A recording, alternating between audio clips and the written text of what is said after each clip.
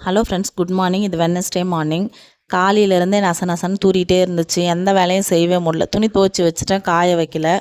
சாமானும் துவைக்க வச்சேன். சரி, வெளியில் எடுத்துகிட்டு வந்து காய வைக்க முடியல. எல்லாத்தையும் அப்படி இப்படியே உள்ளவே வச்சுருந்தேன். இது ரொம்ப செடி படர்ந்துருக்கே, பிச்சிடலான்னு சொல்லிட்டு வந்து பார்த்தா அழகாக ஒரு பிஞ்சு வந்திருந்தது. அதை பார்க்கவே ரொம்ப சந்தோஷமாக இருந்தது. நம்ம பார்த்து பார்த்து தண்ணி ஊற்றி வளர்த்தா கூட நல்லா வளராது.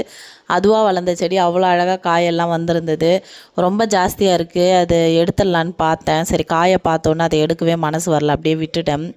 மிளகாத்தூள் வேறு காலி ஆகிடுச்சு. மிளகா அரைக்கலான்ட்டு மிளகா தனியா எல்லாம் வாங்கிட்டு வந்து வச்சுருந்தேன். நான் வாங்கிட்டு வந்து வச்சுருந்தேன். அன்னையிலேருந்தே மழை பெஞ்சிட்டே இருக்குது. வெயிலே சுத்தமாக காயலை. அது என்னைக்கு வெயில் காஞ்சி என்னைக்கு மிளகாத்தூள் அரைக்கிறதுனே தெரியல. எல்லாரும் எதையோ தேடி போவாங்க. நான் எதை தேடி போகிறேன்னு பார்த்தா வேப்பங்குச்சி தான். இங்கே நிறைய வேப்ப மரம் இருக்குது, ஆனால் வேப்பங்குச்சியே கிடைக்கல. அதுக்கப்புறம் கஷ்டப்பட்டு ஒரு 3 குச்சி தேடி கண்டுபிடிச்சி உடச்சி எடுத்துகிட்டு வந்தேன். என் பொண்ணு காது குத்திட்டு வந்தேன்ல, அந்த காது வந்து நல்லா பெருசாக வீங்கிருச்சு. அதனால் கம்பலை கழட்டிட்டு வேப்பங்குச்சி போட்டு விட்டால் அந்த புண்ணு ஆறிடுன்றதுக்காக போய்